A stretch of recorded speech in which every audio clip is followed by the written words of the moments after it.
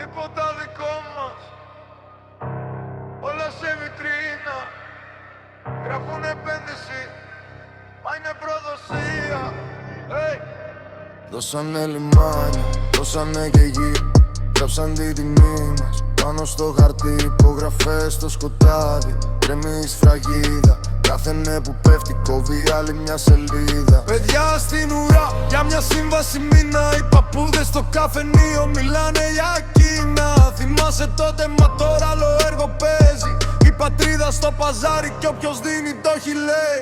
Ελλάδα που πουλήθηκε κομμάτια σαν βιτρίνα.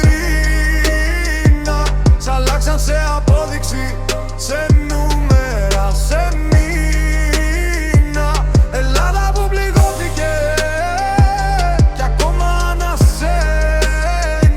Σε κρατάω μη, αλήθεια μου, κι ας είσαι μακριά από μένα. Μάθαν να μιλάνε μόνο για ποσοστά, κρύψαν την τροπή τους μέσα στα γκρέμιστα. Δρόμοι με ονόματα που γράψαν ήρωες, τώρα τα πουλάν φτηνά σαν να ήταν άπλες ταμπέλες. Σπίτια υποθήκη, ψύχες σε πληστηριασμό. Φίλοι από μακριά φέρνουν νέο δανεισμό.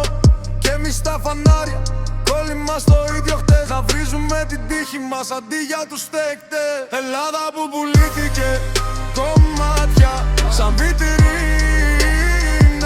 Σ' αλλάξαν σε απόδειξη, σε νούμερα, σε μήνα.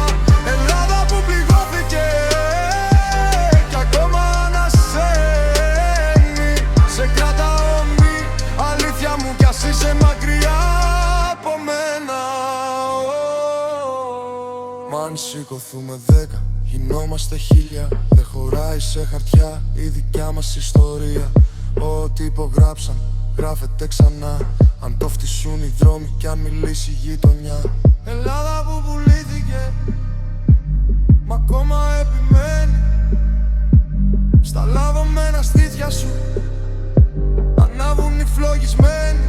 Η Ελλάδα, να σε ξυπνήσουμε, κανείς δεν σε δικάζει. Γιατί όποιος αγόρασε